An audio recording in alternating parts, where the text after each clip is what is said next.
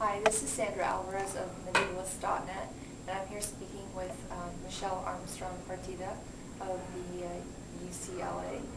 She did her PhD thesis at the University of Iowa, and today we're asking some questions at the conference to have and to hold, talking about marriage in Premodern Europe, 1200 to 1700. And I just have several questions for her on her paper, which dealt with priests and concubines and marriage.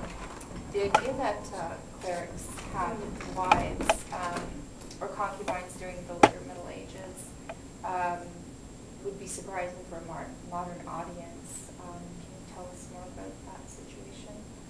And in the area you research.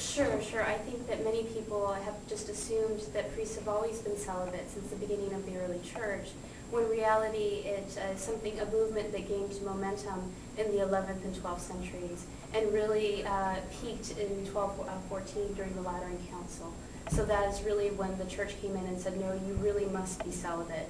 And after that, it's just how they tried to convince clergy to accept celibacy, and it was successful in some areas and in others not. And in my area, in particular in Catalunya during the 14th century, it's a message that was known but certainly not followed. And also, what was the Catholic Church doing to stop the priests from having these sexual relationships and long-term relationships other than the fines? Because the fines, as you mentioned, were just not working. They were fined repeatedly, and the fines are not working. But in reality, I think this is when we have to look at the local level or the diocesan level, because the argument that I make in my research is that the Episcopal diocese or the bishop is basically tolerating this. They're not making any great moves to end it. And this is in part because the history of the Spanish church is that when other higher elite clerics have come in and tried to get rid of the concubines, there has been a very much negative reaction to it, and they have rebelled. And so I think that they knew this tradition of concubinage has basically, before I would say even like the 10th, 11th, 12th century, something that is just continuing on through the 14th century. So it's not an issue that they really want to take on head on. They will say, okay, we'll tolerate, we'll pretend to be saying, no, don't do this, and so we'll fine you for it. And even when we fine you, we'll take into exception that you may be poor, that you can't afford to pay the fine, and we'll just continue fining you for it. And in some cases, they don't fine at all, and I'm not sure why that is the case.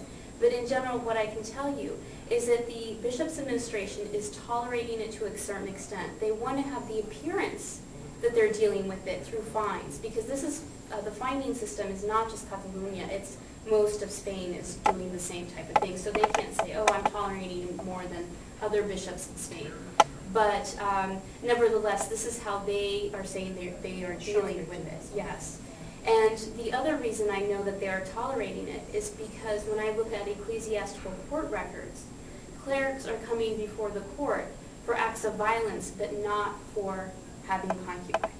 So what the church or what the bishop is deciding to pursue is acts of violence and not concubinage. And that tells us a lot about just the custom of it. It's a tradition that just continues unabated. Also, you mentioned the parishioners often had a lot of exchanges with these clerical families and these couples and grew up. So my question is, how accepted were these unions by the parishioners? Sure. I think that in most cases, if parishioners saw that it was with a local woman and that it was going to be a stable relationship where the priest was not going to be dallying with other women, then it was very much accepted. It was looked upon as a marriage, and they even described these women as the wives of the clerics themselves. If the woman is from an outsider, a foreigner, then they are more suspect of her. And they often, if they have any idea of her reputation perhaps is not as clean as somebody as they might expect, then there also might be some censure in that. But for the most part, they are accepting of it as long as she does not create scandal for the parish. So if she is behaving correctly as a wife should, then that's fine. But the cases where I find parishioners are upset with the concubine or the cleric are in cases where she is using church goods in a manner that they do not deem appropriate, or if she's verbally abusing them. So if she thinks perhaps her, to be in a way the big woman in town because she's affiliated with the priest, and she's causing problems, perhaps blabbing her mouth too much and saying mean things to people, then they're protesting this. That causes problems. Right. And lastly, I wanted to ask what initially drew you to the topic? Oh, yeah, it's so funny because I love the concubines, but I initially started looking at prostitutes, but the sources in Spain were not there. But I did know from some of the readings that Spain was just so well known for having so many clerics' concubines, and I thought, well, how do I find them? And I was just very fortunate to stumble upon visitation records, and I was just amazed. I hadn't expected to find the numbers that I did. Wow. Yeah, it was just I expected a couple, here and there mentions of it, but not to this extent. So it even surprised myself. Yeah. That's very good. Well, thank you so much for your time. Thank I appreciate you. it. Thank you.